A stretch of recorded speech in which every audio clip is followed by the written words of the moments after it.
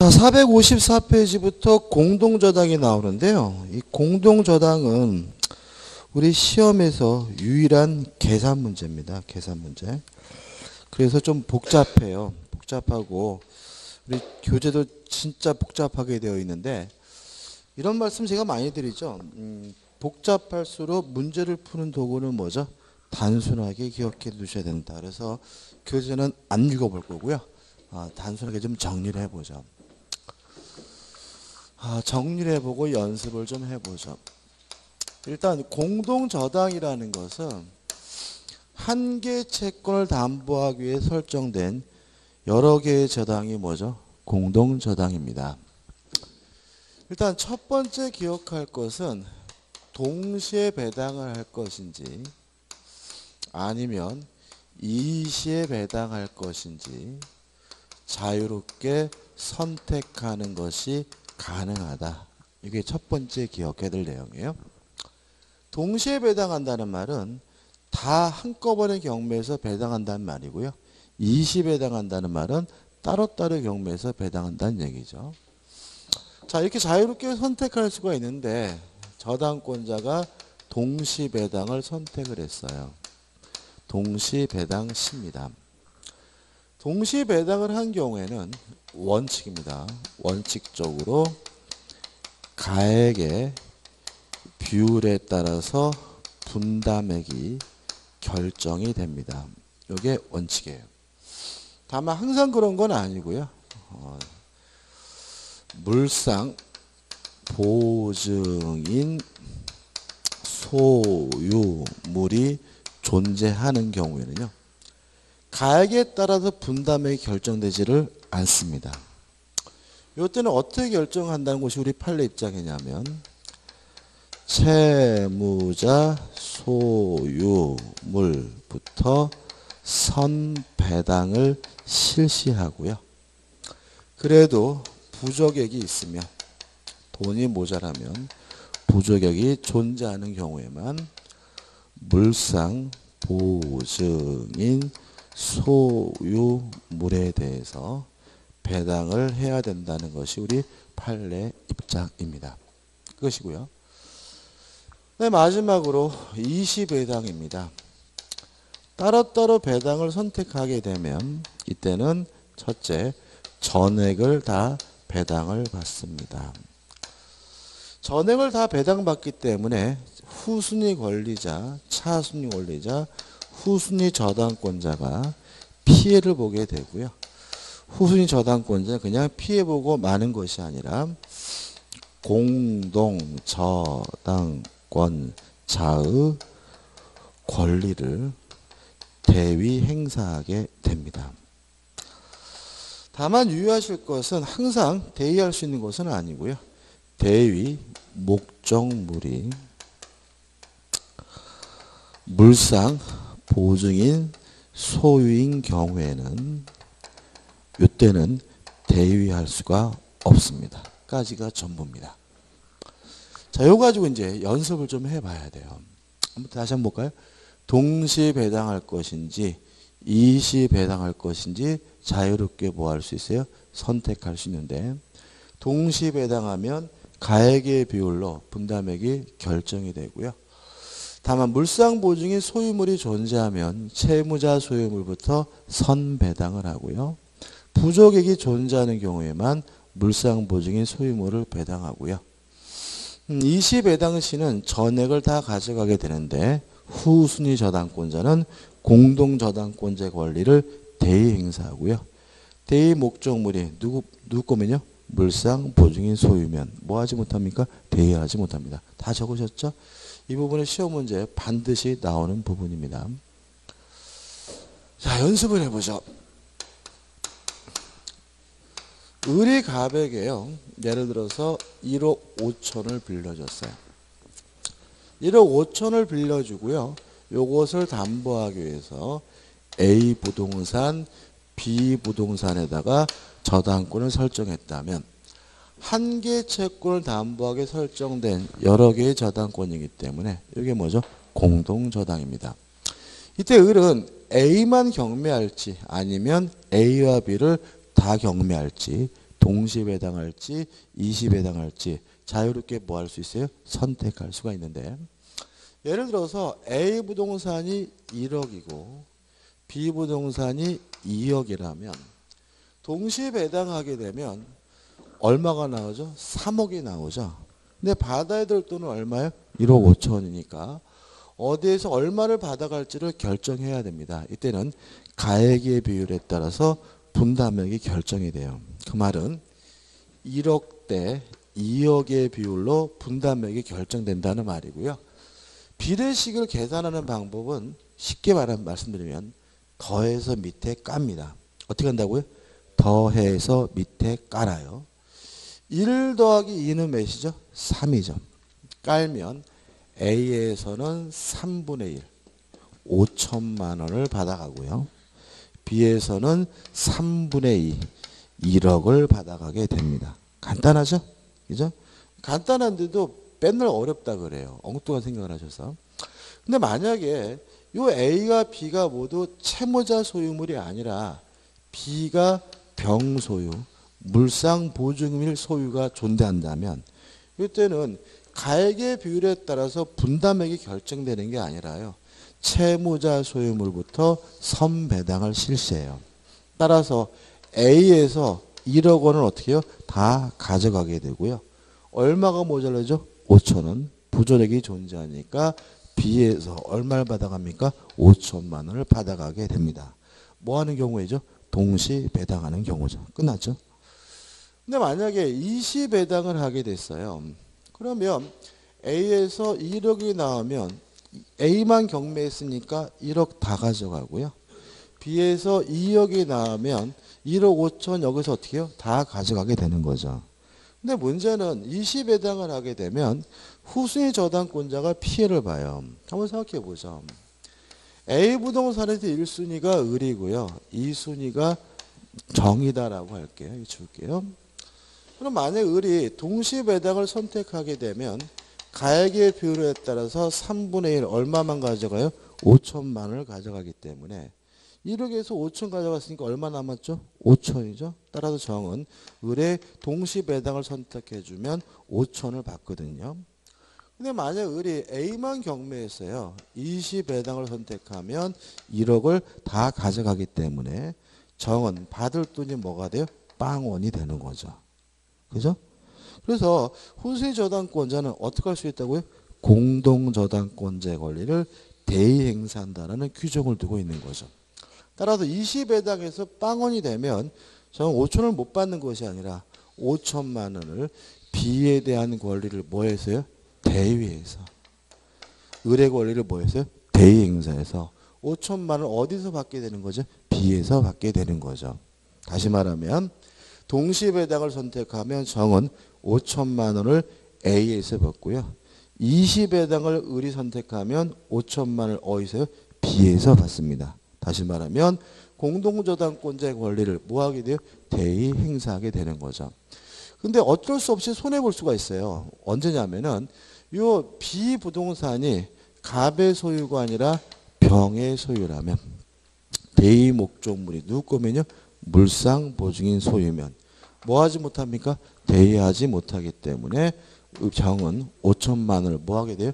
손해보게 됩니다. 여러분들 아마 그래서 공시법 시간에 이런 게 배우셨죠. 공동저당이라는 취지는 반드시 등기해야 된다. 이런 게 배우셨죠. 안 배우셨어요? 배우셨을 거예요. 왜 그러냐면은 공동저당이라는 사실이 반드시 정의 입장에서는 알아야 돼요.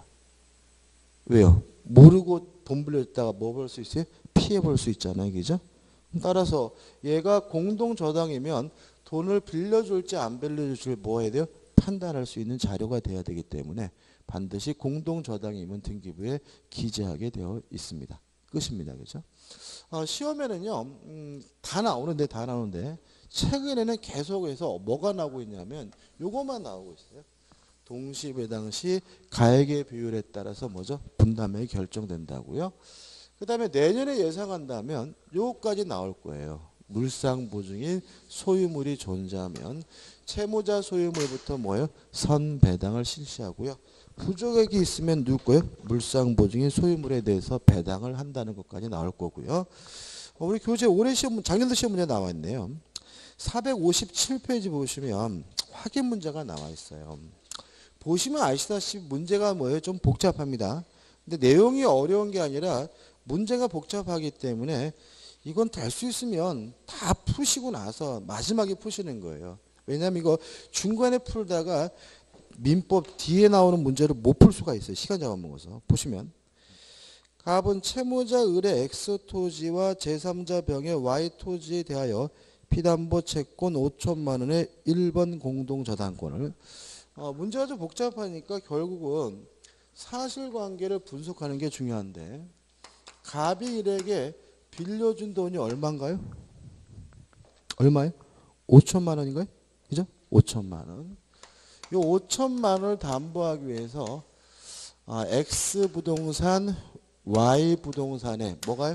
저당권이 설정이 되어 있는 거죠. 그 다음에 정은 X 토지에 대해 을에 대한 피담보 채권 2천만 원의 2번 저당권을 무는 Y 토지에 대해 병에 대하여 피담보 채권 3천만 원의 2번 저당권을 취득하였다. Y 토지에 경매되어 배당금액 5천만 원 전액 갑에게 배당된 후 잠깐만 문제가 좀 이상하네. 다시 한번 읽어볼게요. 이게 작년 문제가 아니네요. 다시 한번 보고요. 정은 X 토지에 대한 을에 대한 피담보 채권 2천만 원의 2번 저당권을 그러면 X 토지의 1순위가 누가 했어요? 갑이 있고 2순위가 누가 했어요? 정이 있다는 얘기. 병인가? 정이 있다는 얘기죠. 그죠? 그 다음에 무는 Y 토지의 병에 대한 피담보 채권의 3천만 원의 지금 제가 지금 잘못 읽었구나. 그죠? 요 Y가 누구 거죠? 병 거죠. 그죠? 병 거. 그죠? 다시 한번 읽어볼까요, 문제? 작년도 문제는 아닙니다. 갑의 채무자 을의 X 토지와 제3자 병의 Y 토지에 대한 피담보 채권 5천만 원 1번 공동저당권이니까 요 Y가 누구 거죠? 병 거라는 거죠. 그죠? 그 다음에 Y 부동산의 1순위가 누구냐면 갑이고 2순위가 뭐가 있다는 거예요? 무가 있다는 얘기는 거죠. 이렇게 되는 거죠. 그 다음에 계속 보시면 Y 토지가 경매되어 배당 금액 5천만 원 전액이 갑에게 뭐죠? 배당이 됐어요. 그러면 20배당을 했다는 얘기잖아요. 그죠? 그죠? 그죠? 지금 갑만 뭐 했어요? 변제해서 갑이 얼마를 죄송합니다. 그죠? 얼마를 받았습니까? X에서 어떻게 해요? 5천만 원을 다 가져갔죠. 그러면 정은 Y 건물에 대해서 대유할 수 있습니까? 없습니까? 대유할 수 있나요? 없나요? 요거죠.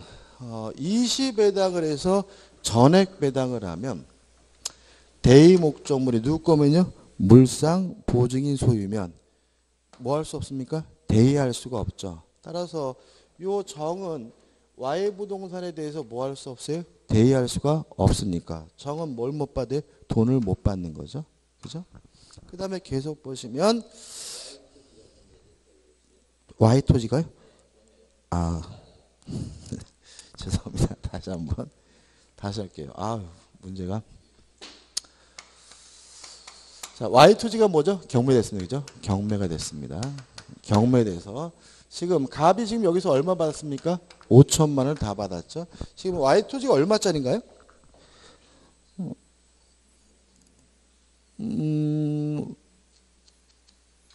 지금 그러네. 그죠? 그냥 5천만 원짜리인 것 같아. 그죠? 5천만 원짜리고 그 다음에 X 토지가 나중에 뭐가 됐습니까? 경막돼 가지고 매각돼 준 4천만 원이 배당받네요. 그죠? 뭐가요? 4천만 원이. 4천만 원이 배당받는데 지금 무가 받아야 될 돈은 얼마인가요? 무가. 그죠? 그죠? 무가 받아야 될 돈은 얼마인가요? 무가 받아야 될 돈이 얼마예요? 지금 두 번째 줄 보시면 무는 Y 토지의 병에 대한 피담보 채권 얼마입니까? 3천만 원이죠. 3천만 원. 자, 한번 생각해 볼게요.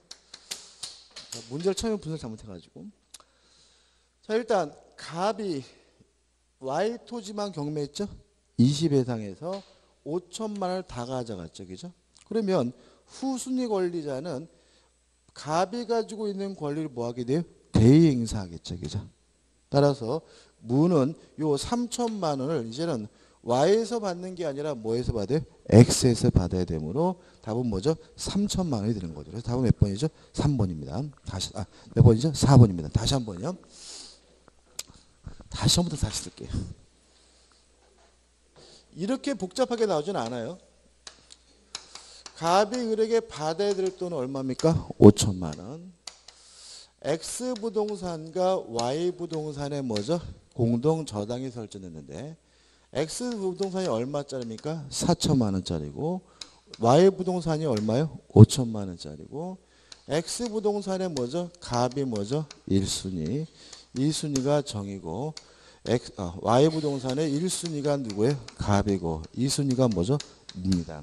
주의할 것은 Y 부동산이 누구 거예요? 병 거란 말이죠. 그죠?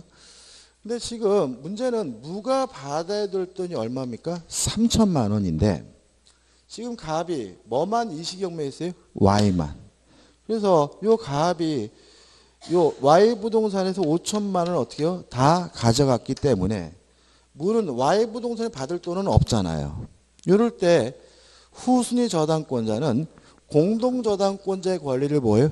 대의 행사하기 때문에 이 무가 X 부동산에 대해서는 1순위 뭐가 되는 거예요? 저당권자가 되는 거죠. 그죠?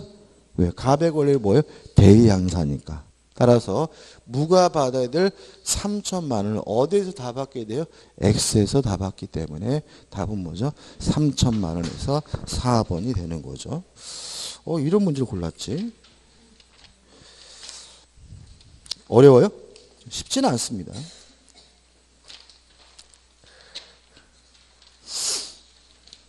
이 정도만 할게요. 그죠? 나중에 한번 제가 작년도 시험 문제 한번 풀어보도록 하죠. 나오는 문제는 이렇게 어렵게 나오지는 않습니다. 그죠? 자, 이제 472페이지 오시면 이제 뭐가 나오냐면 계약법이 나오죠. 일단 계약법 총론에서 계약의 의의가 나오는데 넓은 의미, 좁은 의미 이렇게 나눠놨는데 나눌 필요는 없어요. 우리는 어떻게 하고 있냐면 승낙을 얻어야 성립하는 법률행위가 뭐죠? 계약이다. 그죠? 기억나시나요? 의사표시가 들어있는 적법행위가 뭐죠? 법률행위고 승낙을 받지 않고 일방적으로 하는 법률행위가 단독행위. 승낙을 얻어야 할 수 있는 법률행위가 뭐죠? 계약. 그래서 계약이란 승낙을 얻어야 성립하는 법률행위가 뭐죠? 계약이다. 이렇게 이해하시면 되고요. 2번 계약자의 원칙과 제한에서 1. 계약자의 원칙이란 말이 나오죠. 왜 계약은 자유롭게 할 수 있을까요?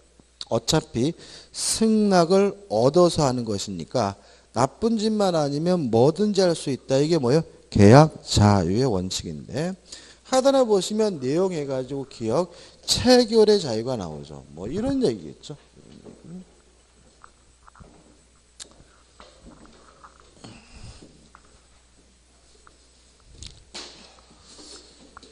갑이라는 사람이 A라는 토지를 가지고 있는데 팔까 말까 고민이에요. 누구 마음이죠?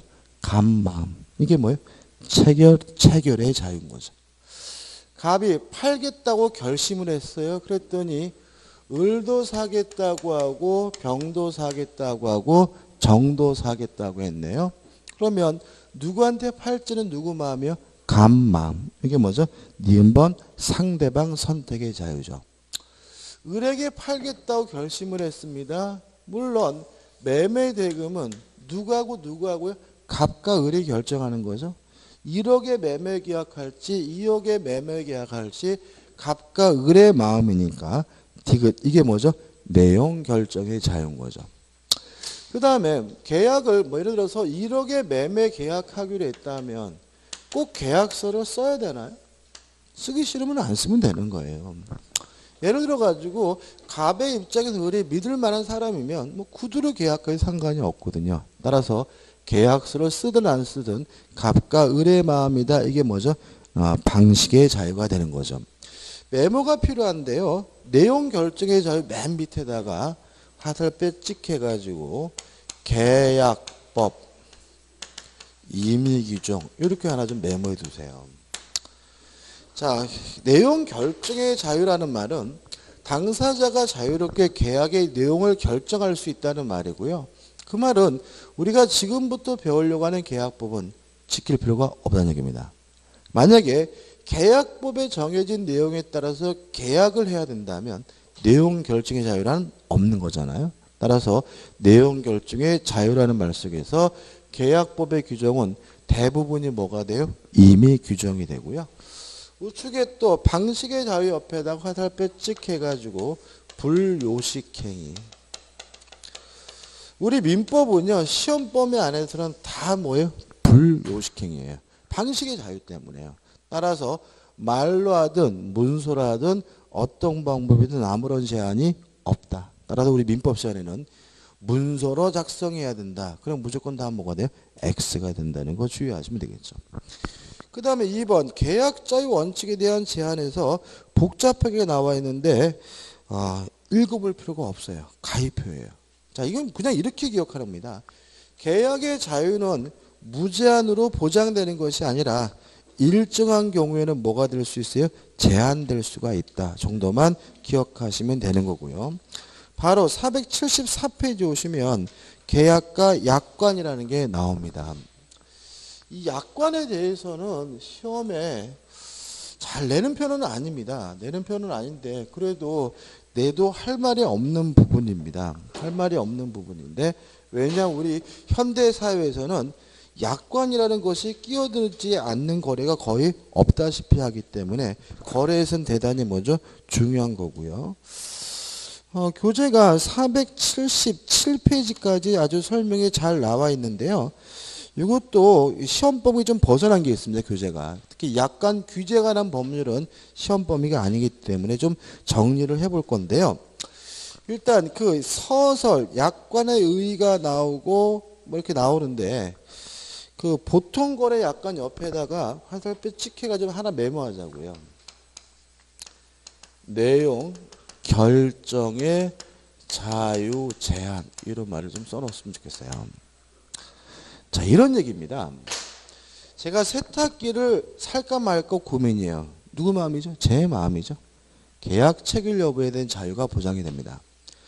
근데 LG 사기로 결심했는데 LG 거 살까 삼성 거 살까 누구 마음이냐면 제 마음이죠.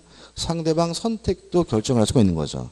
근데 문제는 LG 거를 사겠다라고 결정하면 그 후부터는 약관이라는 것이 저에게 적용되기 때문에 실질적으로 저는 계약의 내용을 뭐 할 수 없어요? 결정할 수가 없는 거죠. 그래서 약관이라는 것은 무슨 자유를 제한하고 있는 거죠? 내용 결정의 자유를 제한하는 것임을 주의하시기 바라고 좀 정리를 좀 해볼게요. 일단 약관이 뭐냐면요. 다수 당사자를 상대하기 위해서 미리 작성한 계약의 내용을 말합니다. 그래서 약관은 다수를 상대한다는 점, 미리 작성한다는 점에는 특징이 있지만 어차피 뭐예요? 계약의 내용이에요. 그래서 우리가 가끔 시험 문제에서 약관인지 아닌지를 구별하는 게 가끔 나오는데 판단하는 방법은 뭐예요?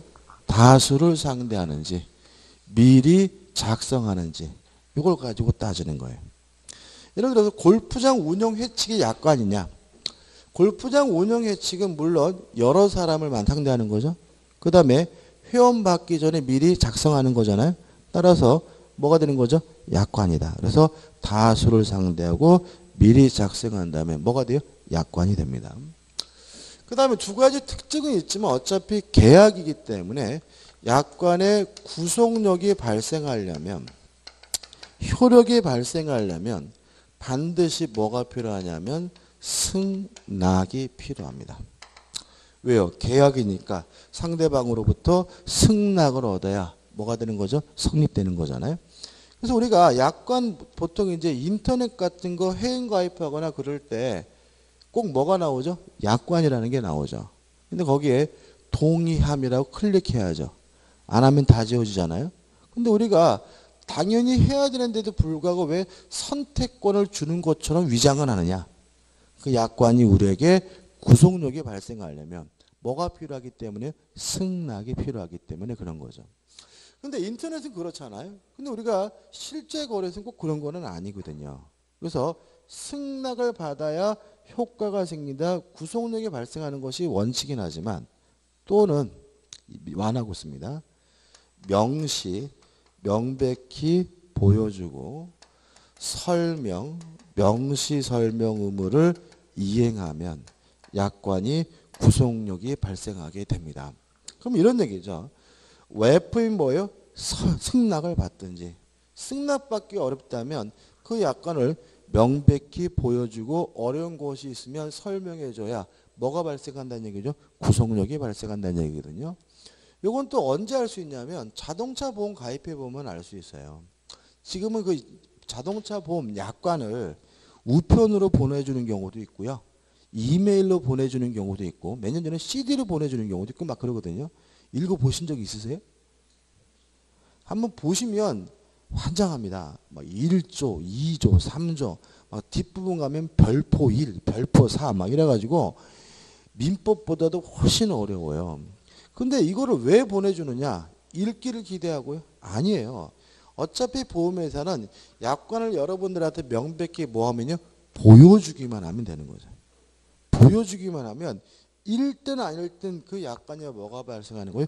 구속력이 발생하는 거예요. 그래서 약관을 우편이든 이메일이든 뭐든 반드시 뭐 하는 거죠? 보내주게 되는 거죠. 그죠? 그 다음에 이제 마지막으로. 근데 또 명시 설명 안 해도 되는 경우도 있잖아요. 그죠? 이것이 뭐죠? 면제되는 경우가 있어요. 면제되는 경우. 첫째, 정형적, 대량적 거래입니다.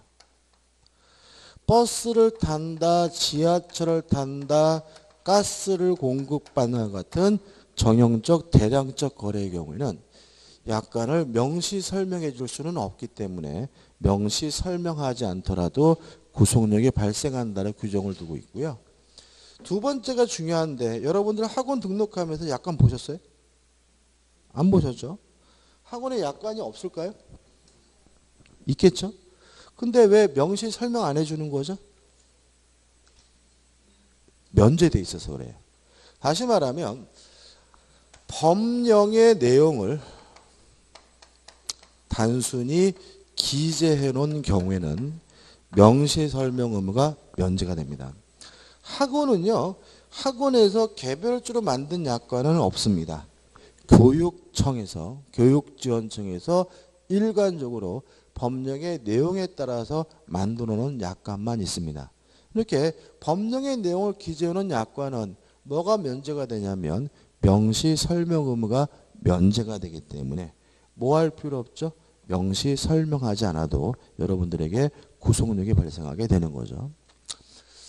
그 다음에 약관의 내용에 분쟁이 있으면 약관을 뭘 해야 되냐면 해석을 해 봐야 됩니다. 약관을 해석할 때는 여러 가지 별개의 원칙이 필요한데 첫째, 신의에 쫓아 성실하게 해석해야 된다. 신의 성실의 원칙이라고 하고요. 내용은 중요하지 않지만 기억하셔야 되고 두 번째, 약관은 어떤 특징이 있냐면 다수를 상대한다는 특징이 있죠. 여러 사람을 상대할 때는 항상 조심해야 될 게 뭐냐면 인간 차별하면 안 돼요. 따라서 모든 사람을 똑같이 대우해 준다. 통일적 또는 객관적 해석의 원칙이라고 하고요. 또 약관은 어떤 특징이 있냐면 미리 작성한다는 특징이 있습니다. 일반적으로 계약서는 쌍방 당사자가 함께 작성하는 거죠. 따라서 문제가 있다면 쌍방 당사자가 모두 책임을 져야 되는 거잖아요. 근데 약관은 사업자가 미리 작성하기 때문에 잘못된 게 있으면 사업자가 책임져야 되는 거예요. 다시 말하면 약관 조항 중에서 불명확한 조항이 있다면 사업자가 책임을 진다. 이걸 우리가 뭐라 하냐면 작성자 불이익의 원칙이라고 해요. 근데 약관은 보통 인쇄되어 있는 것이 원칙인데 약관 다른 개별 약정하는 거 가능하고요. 만약에 개별 약정이 있다면 약관조항보다 개별 약정이 우선하기 때문에 개별 약정 우선의 원칙이라고 하고요. 마지막 5번째, 약관에는 반드시 뭐가 있냐면 면책조항이라는 것이 있죠. 당사는 요러요러한 경우에는 책임지지 않는다는 면책조항은 소비자를 보호하기 위해서 될 수 있으면 좁게 해석해야 된다. 이걸 우리가 축소 해석의 원칙이라고 해요. 기억을 돕기 위해서요. 예를 들면 과거에 우리나라 자동차 보험에요. 주운전자라는 제도가 있었어요. 이게 뭐냐면 보험 가입할 때 주로 운전하는 사람을 고지하면 주로 운전하는 사람을 기준으로 해서 보험료를 산정해 줬어요. 그래서 예를 들어 가지고 20대 조카가 보험 가입하면 비싸잖아요. 그래서 만약에 주 운전자로 작은 아버지를 고지하면 작은 아버지를 기준으로 해서 보험료를 산정하기 때문에 보험료가 뭐죠? 싸거든요. 근데 만약에 그렇게 허위 고지했다가 보험사고 나가면 보험 처리 못 받을 수가 있어요. 근데 문제는 그것 때문에 보험회사하고 보험 가입자하고 엄청나게 많은 재판을 했습니다. 보험회사가 이긴 적이 없어요. 왜냐하면 주로 운전한다는 그 내용이 불명확하죠. 그죠? 주로 운전한다는 말이 무슨 말이냐? 매일매일 운전하는 게 주로 운전하는 거냐? 아니면 1년에 몰아가지고 한 달 동안 운전하면 주로 운전하는 거냐? 명확하지 않다는 거죠. 명확하지 않으면 누구에게 불리하게요? 작성자에게 불리하게 해석해야 된다는 원칙에 따라서 보험회사가 재판에서 다 졌어요. 그래서 지금은 명확하게 연령으로 끊죠. 그죠? 몇 세 이상 운전 특약 해가지고 나이로 끊게 된 이유는 그것 때문에 그렇고요. 그 다음 면책조항은 또 축소 해석한다. 이것도 우리가 상식적으로 알다시피 무면허 운전하면은 보험 처리 못 받거든요. 항상 그러느냐? 아니에요. 왜냐하면 보험 처리 못 받는다는 면책조항은 면책조항이기 때문에 될 수 있으면 어떻게 해요? 축소, 좁게 해석합니다. 그래서 개별적으로 따져봐가지고 무면허 운전인 경우에도 보험 처리를 받는 경우가 가능한 경우가 발생하게 됩니다. 이렇게 되는 이유는 면책조항은 될 수 있으면 좁게 해석한다. 축소 해석의 원칙 때문에 그렇고요. 이런 5가지 원칙에 따라서 해석해 봤더니 불공정해요. 사업 쪽에는 지나치게 유리하고요. 소비자에게 지나치게 불리하다면 불공정한 조항은 당연히 뭐죠? 무효가 됩니다. 다만 조심할 것은 뭐냐면 일부 무효의 원칙이 적용되지 않습니다. 우리 민법 157조는 일부가 무효면 전부가 무효라는 규정을 두고 있거든요. 여기는 적용되지 않아요. 따라서 일부분의 조항이 무효면 그 해당 부분만, 그 조항만 무효가 되지 전체가 싹 무효가 되는 것은 아니라는 것까지 기억해 두시기 바라고요. 이렇게 단순하게 간단하게 정리하시면 되고요. 지금 교재에 나와 있는 판례까지도 다 설명드린 거니까 한번 읽어보시되 너무 꼼꼼하게 읽어보지 마세요. 그죠? 그냥 쭉 읽어보시는 겁니다. 오늘 여기까지 할게요. 여기까지 하고 다음 주에 477페이지 하단에 계약의 종류부터 보도록 하겠습니다. 자, 오늘 수고 많으셨습니다. 감사합니다.